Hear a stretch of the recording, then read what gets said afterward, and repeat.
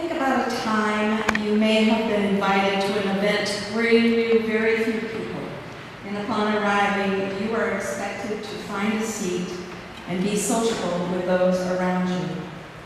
You probably felt anxious as you looked around, seeking out a familiar face, or tried to find a group you could blend in with.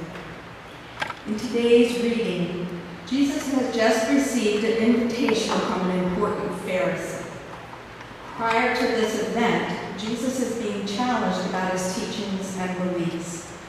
Everyone is watching him closely and evaluating his behavior. This is a critical time for Jesus.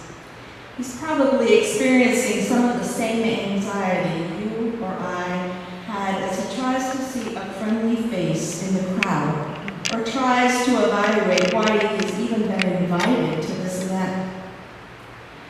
There are people at this dinner party who are leaders in the community. As the guests arrived, it was the custom in those days to vie for a seat next to the most important guest. You wanted to have the honor of being seen with that person, much like some in today's society. You've all seen the magazines where pictures are taken of this celebrity or politician with attendees at various functions. To have your picture taken elevates your standing of importance in some social circles of communities, and the media loves to report on it. In Jesus' time, by sitting next to an important community member, you were guaranteed several hours of that person's attention, where you could sell your ideas and opinions without interruption. Others in the community would see you having this time, and your importance could be elevated accordingly. Everyone on this particular day was rushing to ensure they would secure these prized seats. Jesus has been delayed in entering the banquet as he has observed an individual outside the house with a swollen, diseased body, obviously not an invited guest. Here is Jesus assessing the situation before him. As you remember from Maurice's message last week, Jewish law dictated working for 6 days and on the Sabbath maintaining a day of rest. If Jesus heals again on the Sabbath, he is breaking the law. The person is also from that part of society who definitely didn't want to be associated.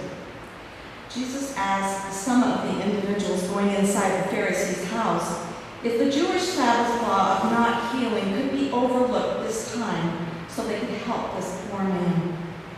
The attendees remain quiet as they don't want to get involved and lose their ability to seek the prized seats by being late to the banquet or be chastised by leaders of the day for breaking the Sabbath. They rush by, leaving Jesus and this poor diseased person behind. Jesus, as God's healer of the less fortunate, cannot leave this man, and he decides to help him. The man is cured, and he leaves. As Jesus comes into the banquet, he observes the other attendees, who had walked by this poor man and are shuffling about for the prominent seats. Jesus is upset at what he sees, and in Luke 14, we hear Jesus using a parable to express what God wishes. Jesus says, "Suppose someone invites you to a wedding feast. Do not take the place of honor. A person more important than you may have been invited. If so, the host who invited both of you will come to you. He will say, 'Give this person your seat.' Then, humiliated, you will have to take the least important place. Wouldn't that embarrass you?" At this point, the guests may be wondering who Jesus thinks he is, to be changing the practices they've always used. And certainly no one wants to be the first to change protocol. After all, how will I get my ideas heard and have everyone see me making gains in community leadership if I don't vie for the best seat? Jesus continues, "But when you were invited, take the lowest place, so that when your host comes to you, he will say, 'Friend, move up to a better place.' Then you will be honored in the presence of all other guests. For all those who exalt themselves will be humbled, and those who humble themselves will be exalted." We hear examples throughout the Bible of how we should be humble and think less of ourselves and more of others. But do we always react this way? Jesus goes on with his story. When you give a luncheon or dinner, do not invite your friends, your brothers or sisters, your relatives or your rich neighbors. If you do, they may invite you back, and so you will be repaid. But when you give a banquet, invite the poor, the crippled, the lame, the blind, and you will be blessed. Although they cannot repay you, you will be repaid by God at the time of resurrection of God's people. Why would these thoughts be offensive to the attendees of this banquet? Wouldn't all want God's blessing? History tells us that before Christ's time, the worst thing that could be said about a person was that they were humble. That was considered to be a quality of a slave, not a free person. Now here's Christ teaching a new concept of saying the way up is down. If you want to be revered, you must humble yourself. Jesus tried showing this in his day-to-day dealings with people he met. The people touched and healed by Jesus were certainly some of the poorest and lowest of society. But we also see even his disciples struggling with this concept at times. You will remember James and John, the sons of Zebedee, who wanted Jesus to declare that one of them would sit at Jesus' right and the other at his left, making them above the others and being glorified by Jesus. But who received the honor of being at Jesus' right and left at Christ's moment of glory on the cross? It didn't go to the disciples, but rather went to two thieves. I would like us to think back to when we were little, and many of us probably were told not to be prideful or brag about our accomplishments. But often in society, our youth today see just the opposite behaviors. We often hear on the news people talking about themselves and portraying themselves as the heroes of situations. We hear ball players talking about their successes, but rarely mentioning their failures or fumbles. In fact, many people have trouble admitting they have failed in any way. Today's society tells us that we must sell ourselves if we want to get ahead. We may even have to walk all over another person to get ahead. Has Jesus' teachings become obsolete in our present world? I want to share the story of Federico Craig and his wife Dorit, a couple I met in Jamaica. In 1996, they celebrated their 25th anniversary, not of their wedding, but the day they accepted the call to serve the Salvation Army. They had served time in Panama, which was Federico's native country, Belize, Costa Rica, Nicaragua, Trinidad, Barbados, and then when I met them, they had been in Jamaica for 8 years, serving Dorit's country. Their duties in Jamaica were running the Salvation Army in Kingston.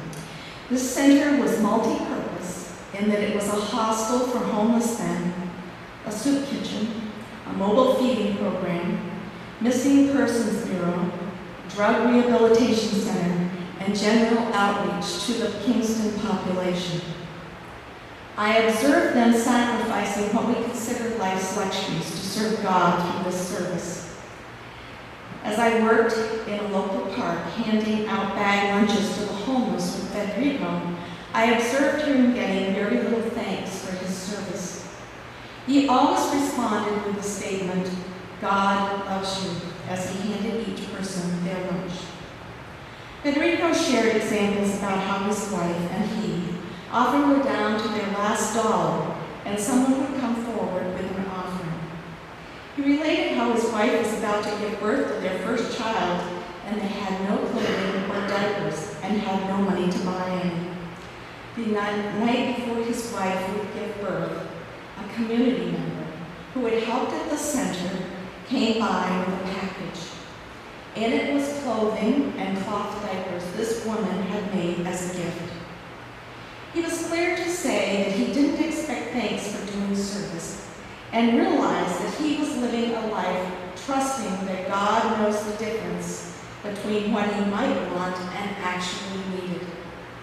He pointed out that some people might want a house for their family, but he was provided housing at the center.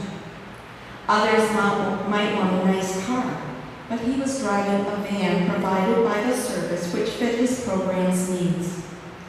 After each night delivery of food to the parks of Jamaica, Enrico trusted God to provide for the next day.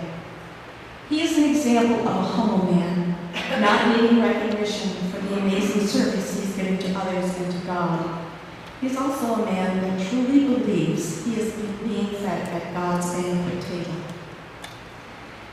As I pondered the Bible verses of today and prepared for this message, I was asking how I am responding to the challenge Jesus is conveying. In 2 Corinthians chapter 12, Paul tells the Corinthians that when you experience weakness from persecution or hardship, you become stronger. Are the discomforts and emotional upheaval we experience when we see mistreatments of others merely God's attempt to call us to action? At the time we experience out-of-control emotions, are we trying to block out God's voice, which is calling us to act? I would challenge us to take those difficult times and become quiet and listen. As we move into the fall season of our church life, is God speaking to this congregation to humble itself by doing more? Is he speaking to individuals to step outside their comfort levels to serve food to the needy, teach children a more faith-filled lifestyle, or to help a person struggling with substances or abusive relationships? I suspect God is challenging us to forget what others might think or what might be our comfort level and take a leap of faith to serve using the skills we have been given. Maybe you will be led to become a mentor to a young child, be a sponsor for a person dealing with substance, assist a homebound person, teach Sunday school, serve the teen center, provide food for children, or serve in church leadership. I encourage us to individually take a leap of faith today, letting God speak to us as individuals and as a congregation. May we approach God's banquet table humbly, realizing it may mean not receiving what we thought we needed, but rather what God knows we need at this point in our personal lives and in the life of this church family.